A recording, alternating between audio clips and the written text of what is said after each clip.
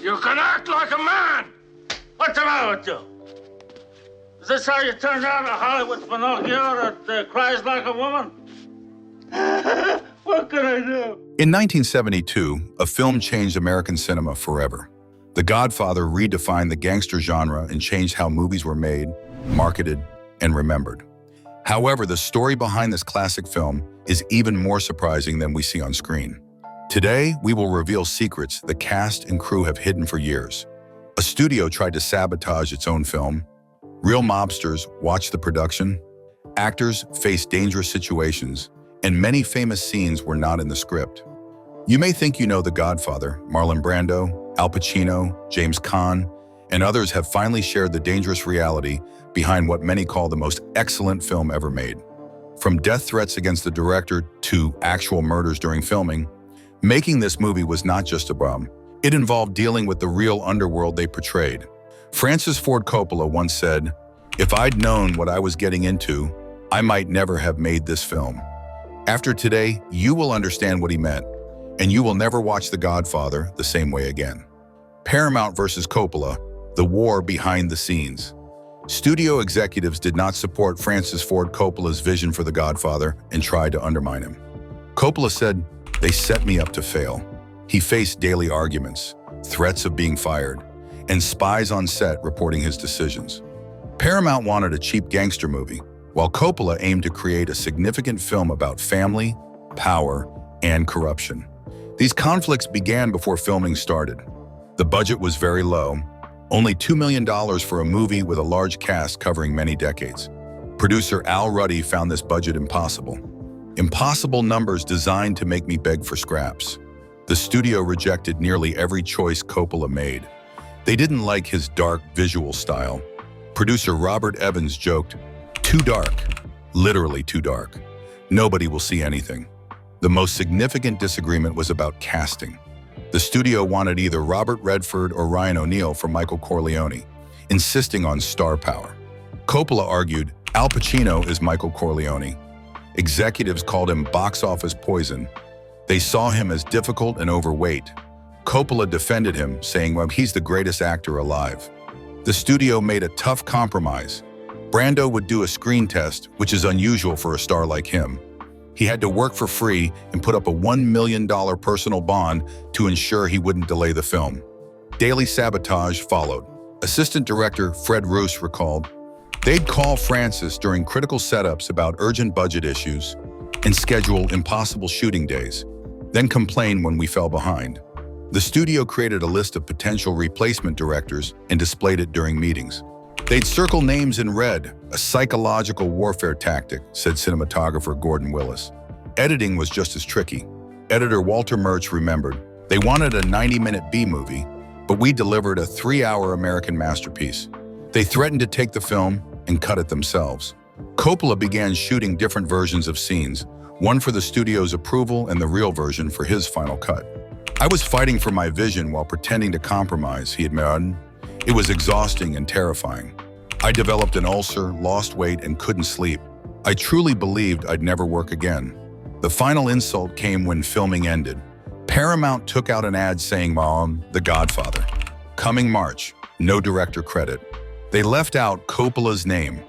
The film, which would become a classic, almost broke its creator. The real Mafia's shadow over production. While Francis Ford Coppola made his film, the Mafia posed a real threat. Producer Al Ruddy said they needed the mob's approval to avoid serious trouble. Issues began early when the Italian-American Civil Rights League, led by mob boss Joseph Colombo Sr., announced a boycott, claiming the film portrayed Italians in a negative light. Ruddy had to meet with mob representatives at the Park Sheraton Hotel. They clarified, "It better not be in the movie." To address this, the production agreed to avoid the words Mafia or Cosa Nostra, which ended the boycott. Soon after, the film set welcomed technical advisors with no film experience but deep knowledge of mob culture. They pointed out how to portray mob behavior accurately. Some cast members received late-night phone calls reminding them to respect the mob. During filming, particularly during the horsehead scene, Coppola received unsettling feedback from a visitor who knew about mob violence. The stakes were even higher when filming in Little Italy. Al Pacino was warned that a murder had happened near their shooting location, making it clear that real events mirrored their script. The production office also received photos of crew members going about their daily lives, further adding to the tension. The most alarming moment occurred during the baptism murder scene.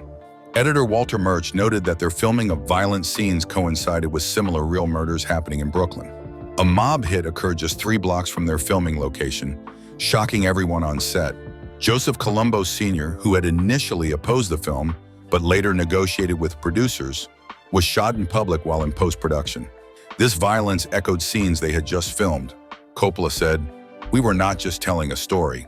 We were dealing with real power, and they were watching us closely." The transformation of the actors. The making of The Godfather greatly impacted the cast, blurring the lines between acting and real life. Marlon Brando changed his look and mannerisms, fully becoming Vito Corleone. Robert Duvall noticed Brando was no longer just himself, earning respect as the Don. Cinematographer Gordon Willis mentioned that the crew treated him with genuine respect. Al Pacino transformed from an insecure stage actor to Michael Corleone, and this change took a toll on him. He had panic attacks and felt disconnected from the past, reflecting his character's isolation. James Caan, who played Sonny, struggled with anger that affected his personal life. His aggressive behavior led to on-set injuries and impacted his first marriage. John Cazale, as Fredo, tapped into deep feelings of vulnerability that brought up old pain. Even the minor cast members felt changes, gaining respect in their communities. The effects continued after filming. Duvall often received legal advice, as people saw him as a real-life advisor. Pacino found that real mobsters approached him, believing he understood their world. Ultimately, the cast left pieces of themselves in their roles, a change that stayed with them long after filming. The Godfather's hidden visual language. The Godfather uses its visuals as much as its dialogue to tell its story. Cinematographer Gordon Willis says, "Every frame tells 2 stories, what you see on the surface and the deeper power dynamics underneath." The film's noticeable darkness reflects the character's moral corruption. Early scenes are bright, but Michael is almost entirely in shadow by the end. Overhead shots show characters being judged. The way characters are framed also indicates honesty or deceit. As Michael's character changes, he goes from being filmed face-on to more in profile, showing his growing corruption. Oranges appear at moments of death, symbolizing bad things to come. Doorways represent moral choices, especially in the final scene where Kay watches the door close on Michael. The design of buildings highlights power. Lower status characters have low ceilings, while powerful characters are in spacious areas. Windows show the split between family life and the outside world. The camera movements also change. Early scenes are steady, while later scenes become shaky and disorienting as Michael gets deeper into crime. Religious images mix sacred and violent moments, pointing out hypocrisy. The film's aspect ratio creates a sense of confinement, suggesting that family and characters' own choices trap them. This visual storytelling connects with viewers on a subconscious level. Director Coppola notes that people absorb these techniques without realizing it, which is why the film stays with them. The scenes that were never scripted. Many of the most memorable moments in The Godfather came from unexpected events and improvisation. For instance, in the opening scene, Marlon Brando strokes a stray cat, which was not in the plan. This gentle moment contrasts with the violent conversation, and director Coppola sees its power and continues filming. Brando's line, "I'll make him an offer he can't refuse," becomes famous because of his casual yet threatening delivery. James Caan added energy to his character Sonny, turning him into a more dynamic figure. During the restaurant murder scene, Coppola suggested to Al Pacino that he think about train sounds, which built his anxiety and helped change his performance. The hospital scene happened because the original location fell through, creating suspense. Clemenza's line, "Leave the gun, take the cannoli," was partly improvised to add depth to the character. Diane Keaton's shocked reaction to Pacino's unexpected slap during their argument made their relationship feel more real. Lenny Montana's nervousness as Luca Brasi inspired Coppola to write a scene showcasing his character's jitters. A delay in lighting led to a spontaneous scene where Sonny interacted with a fruit vendor, making Sonny seem more human. Lastly, Brando suggested Vito Corleone play with his grandson during his death scene, creating a touching moment. These unplanned events gave The Godfather its heart, shaping the film beyond what was written in the script. the legacy that changed Hollywood forever. The Godfather premiered in 1972 and changed American cinema. It shifted power in Hollywood by making directors seen as creative leaders. Producer Robert Evans noted that after the film's release, everything changed. The film made $86 million domestically and $246 million worldwide, becoming the highest-grossing film at the time. Francis Ford Coppola pointed out the irony of studio executives who initially resisted the project but later claimed credit for its success. This success allowed directors like Martin Scorsese and Steven Spielberg to gain more control over their films. For the cast, the changes were immediate. Al Pacino went from being unknown to a star overnight, while James Caan became typecast in challenging roles. Marlon Brando's career took off again, making millions for short appearances. Coppola also changed how people viewed organized crime. The film showed the Mafia as a complex part of American culture. Many lines from the movie, like "going to the mattresses," entered everyday language. It also changed how Italian Americans were depicted in film, showing them with more depth. The film set new production standards, with real locations and natural lighting. It revitalized Paramount Pictures, helping it dominate the box office in the following years. Winning Oscars for Best Picture, Best Actor, Brando, and Best Adapted Screenplay confirmed the new Hollywood era. Coppola gained freedom as a director, allowing him to create films like The Conversation and Apocalypse Now. However, his success also led to a focus on blockbuster films, which eventually eliminated creative risks. For everyone involved, The Godfather remains a highlight of their careers. 50 years later, it still holds a special place in cinema. Coppola believes it feels like the film always existed, just waiting to be found. Ironically, the film that studio executives tried to reject may have become key to their legacy and a lasting part of film history. The offer we couldn't refuse. This concludes our look at the fascinating story behind The Godfather.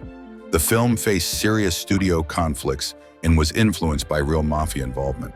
The Godfather remains popular not just because of its quality. It succeeded due to a young director who had a clear vision, actors who discovered new depths in their roles, and the connection between the film's story and the real-life situations during production. Making The Godfather reflected the script's themes of family, loyalty, authority, and sacrifice. Director Francis Ford Coppola united loyal collaborators and navigated complex power struggles while protecting his artistic vision. The film shows that great art often comes from conflict, highlighting creativity succeeding over business pressures. If you enjoyed this look into a classic film, please like and subscribe for more insights. What's your favorite moment from The Godfather? Did this exploration change how you see it? Share your thoughts in the comments.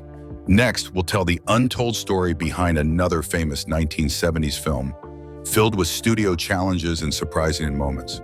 Don't miss it. Thank you for watching, and remember, in Hollywood and life, what lies beneath is what matters.